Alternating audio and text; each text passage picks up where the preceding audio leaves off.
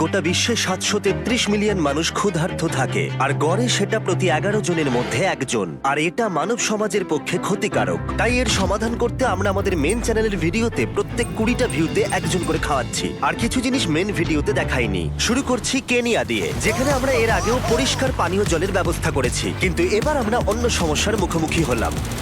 খাদ্য। গবেষণায় দেখা গেছে যে স্কুলে এই সমস্ত বাচ্চাদের খাবার সরবরাহ করলে উপস্থিতির হার 50% পর্যন্ত বৃদ্ধি পেতে পারে, আর পড়াশোনা 20% পর্যন্ত বৃদ্ধি পেতে পারে। এবং এই কারণে এই ভিডিওতে পরে আমাকে খুঁজে বের করতে হয়েছিল যে বিশ্বব্যাপী ক্ষুধার আসল কারণ কি। আর যেটা আমি খুঁজে পেয়েছি তা আমাকে অবাক করেছে। এটা পৃথিবীর সবথেকে কঠিন সমস্যা। ক্যারল এখানকার বেশ কয়েকটি স্কুলের প্রিন্সিপাল। তুমি বলছিলে বেশিরভাগ বাচ্চাই অপুষ্টিতে ভোগে, কারণ অবসর সময় তারা খেলা করে না, কেবল শুয়ে থাকে। ঠিক এই কারণেই তুমি যখন স্কুলে আসবে দেখবে ওরা দুর্বল, ওদের কোনো এনার্জি নেই। অবসর সময় দেখবে ওরা চুপচাপ বসে আছে, ওরা খেলছে না। আর সবাইকে খাওয়ানোর পর আমি সত্যি অবাক হলাম, কারণ ওদের ব্যবহারে আমি পরিবর্তন লক্ষ্য করলাম। তোমার খাবার ভালো লেগেছে? হ্যাঁ, বাচ্চারা হাসছিল আর সবাই দৌড়াদৌড়ি করে খেলছিল। দেখো, ওরা এটার পেছনে দৌড়চ্ছে। আমার মনে হয় না ওরা আগে কখনো ড্রোন দেখেছে। না চাইতেই অসাধারণ দৃশ্য। আজকে ডে নাম্বার কত জানো? হ্যাঁ, 3। কেনিয়ার এই জায়গায় সবার রোজগার খুবই কম। গতকালের তুলনায় স্কুলগুলোর অবস্থা খুবই খারাপ। ওরা প্রতিদিন ঠিকমতো খেতেও পায় না। তাই এদের জীবন পরিবর্তন করতে চেষ্টা করা যাক। এদের মধ্যে বেশিরভাগ জনই প্রতিদিন 1000 ক্যালোরির কম খাবার খায়। এবার থেকে স্কুলে খাবার পাবে, শিখতে পারবে, বড় হবে, কম অসুস্থ হবে। আর স্বাভাবিকভাবেই আমরা সবাই বাচ্চাদের জন্য ঠিক এটাই চাইবো। শুরু করো। ঠিক আছে, আমরা এখন অন্য একটা স্কুলে আছি যেখানে আছে 500 জনেরও বেশি স্টুডেন্ট। সবাইকে দেখো। লেগে গেছে। এবার আর মুরগিটাকে লাথি মেরো না। এবার রয়েছে 500 জন স্টুডেন্ট, দেখাও। এবং আরো হাজার হাজার মানুষকে খাওয়ানোর পর আমরা তাদের প্রয়োজনীয় সবকিছু দিয়ে তাদের অবস্থা খুবই খারাপ। ওরা প্রতিদিন ঠিকমতো খেতেও পায় না। তাই এদের জীবন পরিবর্তন করতে চেষ্টা করা যাক। এদের মধ্যে বেশিরভাগ জনই প্রতিদিন 1000 ক্যালোরির কম খাবার খায়। এবার থেকে স্কুলে খাবার পাবে, শিখতে পারবে, বড় হবে, কম অসুস্থ হবে। আর স্বাভাবিকভাবেই আমরা সবাই বাচ্চাদের জন্য ঠিক এটাই চাইবো। শুরু করো। ঠিক আছে, আমরা এখন অন্য একটা স্কুলে আছি যেখানে আছে 500 জনেরও বেশি স্টুডেন্ট। সবাইকে দেখো। লেগে গেছে। এবার আর মুরগিটাকে লাথি মেরো না। এবার রয়েছে 500 জন স্টুডেন্ট, দেখাও। এবং আরো হাজার হাজার মানুষকে খাওয়ানোর পর আমরা তাদের প্রয়োজনীয় সবকিছু দিয়ে তাদের ভবিষ্যৎ সুন্দর করার চেষ্টা করলাম। আর এখান থেকে যাওয়ার আগে বিহাইন্ড দ্য সিন টিম কেনিয়ার অন্যতম সেরা একটা ইউনিভার্সিটিতে গেল, যেখানে আমি কিছু বিজনেস স্টুডেন্টদের সাথে কথা বললাম। বিস্ট ফিলান্থ্রপি ভবিষ্যতে সবাইকে সাহায্য করার জন্য আরো কি করবে? ভবিষ্যতের জন্য আমরা ফেস্টিভ্যাল নামে একটা চকলেট ব্র্যান্ড তৈরি করেছি, আর আমাদের টিম সেটা নিয়ে স্টাডিও করে। কিন্তু আমি দেখলাম আমাদের ফার্মে 16 বছরের নিচে অনেকেই আছে, যেটা মোটেও ভালো নয়। তাই আশা করবো এর দীর্ঘমেয়াদী প্রভাব অনেক শিশু শ্রমিকের সংখ্যা কমাবে, এবং আশা করবো এই প্রচেষ্টা অনেক বাচ্চাদের জীবন সুরক্ষিত করবে।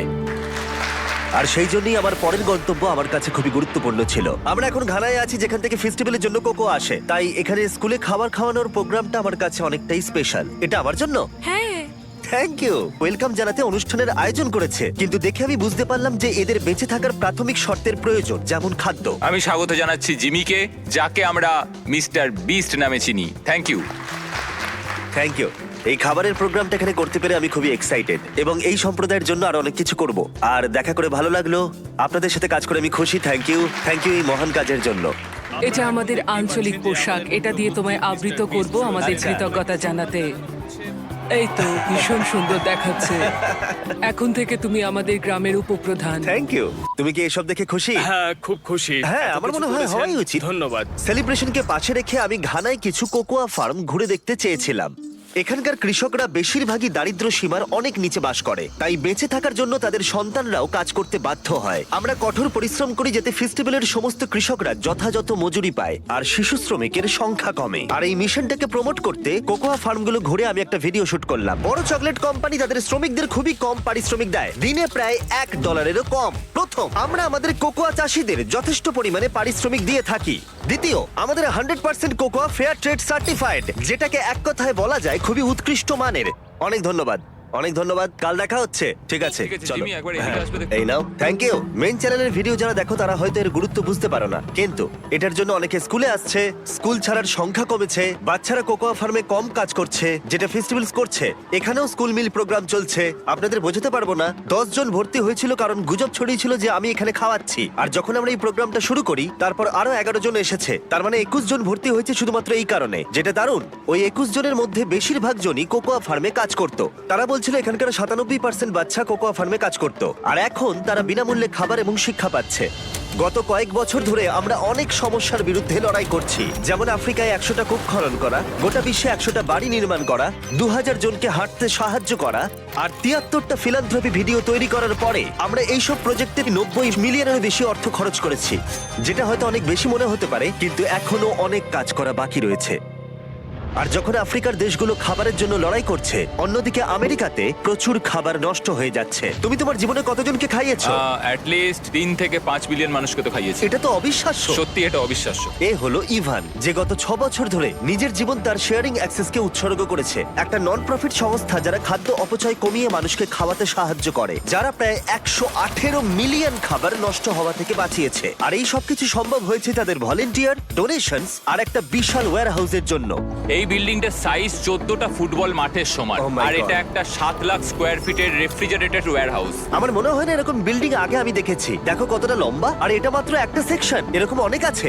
যেহেতু প্রত্যেক বছর অনেক পরিমাণে খাবার নষ্ট হয়, সেটা যদি আমরা কমাতে পারি তাহলে বিশ্বের অর্ধেক ক্ষুধা কমে যাবে। আর ইভানের সাথে কথা বলার পরে আমি বুঝতে পেরেছিলাম সেটা কেন। গত বছরে আমরা প্রায় 24 মিলিয়ন পাউন্ডের প্রোডাকশন দিয়েছি এই হাউস থেকে। আর 3 বছর 24 আগে মিলিয়ন এইসব পাউন্ড। জিনিস নষ্ট হতো। হ্যাঁ, আমরা প্রত্যেক বছর 10 মিলিয়ন পাউন্ডেরও বেশি খাবার নষ্ট করি, এবং হ্যাঁ। সেটা করতেও আমাদের প্রায় $1 মিলিয়ন খরচ হয়। এটা পৃথিবীর সবচেয়ে কঠিন সমস্যা। কিন্তু আমাদের একটা অর্গানাইজেশন আছে যারা খাবারটাকে রান্না করে পরিবেশন করে। তুমি যা করছো সত্যি অসাধারণ, কিন্তু এগুলো আর কেউ ভাবছে না কেন? আসলে আমরা এগুলো চোখে দেখেও দেখবার চেষ্টাই করি না। হ্যাঁ। যারা এই খাবারগুলোকে ডাম করে তারা প্রত্যেকদিন এই কাজটা করতেই থাকে, কারণ এটাই তাদের কাজ, এটাই তারা প্রত্যেকদিন করে। এখন আমরা কনসিস্টেন্টলি সেখানে গার্ড দিই এবং আমরা ট্রাকগুলোকে ট্র্যাক করে রাখি। তারা যদি 1 প্লেট খাবারও ফেলে তাদেরকে $100 ফাইন দিতে হবে। আমরা এই করে প্রায় $1.5 মিলিয়ন বেশি নষ্ট হওয়া থেকে বাঁচাতে পারি। শুধুমাত্র আমেরিকাতেই প্রত্যেক বছর প্রায় 113 বিলিয়ন পাউন্ড খাবার নষ্ট হয়।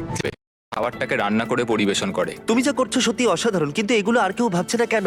আসলে আমরা এগুলো চোখে দেখেও দেখবার চেষ্টাই করি না। হ্যাঁ। যারা এই খাবারগুলোকে ডাম করে তারা প্রত্যেকদিন এই কাজটা করতেই থাকে, কারণ এটাই তাদের কাজ, এটাই তারা প্রত্যেকদিন করে।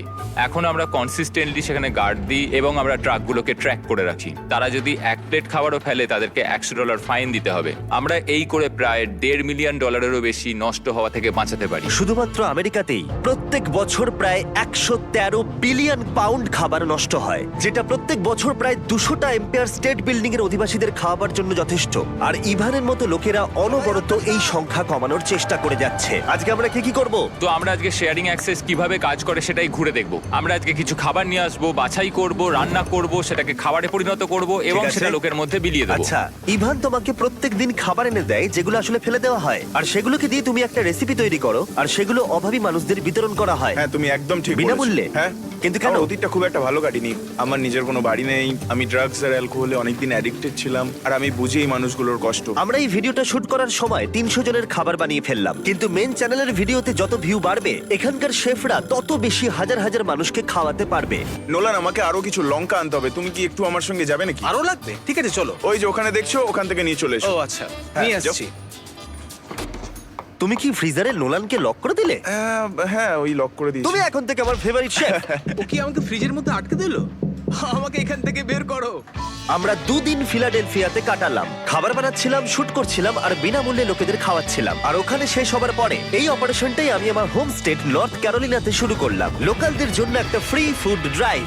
প্রত্যেকটা গাড়ি এখান থেকে একটা বক্স ভর্তি খাবার পাবে, কিছু আঙুরের প্যাকেট, কিছু কলা, কিছু পরিমাণ মাংস, আরো অনেক শাকসবজি, বানানো খাবার। এগুলো আমরা সব নষ্ট করি, কিন্তু শেয়ারিং অ্যাক্সেসের জন্য তা হচ্ছে না। ইভান, এত খাবার নষ্ট হওয়ার হাত থেকে বাঁচাতে পারে তোমার কেমন লাগছে? এত লোক খেতে পাচ্ছে। আমার কিচ্ছু বলার নেই, আমি খুবই খুশি। সর্বমোট এই ভিডিও প্রোডাকশন করতে গিয়ে আমরা 7000-এরও বেশি মানুষকে খাওয়ালাম, আর এই সংখ্যাটা আরো তত বাড়বে যত মেন চ্যানেলের ভিডিওতে ভিউ বাড়বে। তাই যদি না দেখে থাকো এক্ষুনি দেখে ফেলো, আর যদি দেখে থাকো তাহলে আবার দেখো, তাতে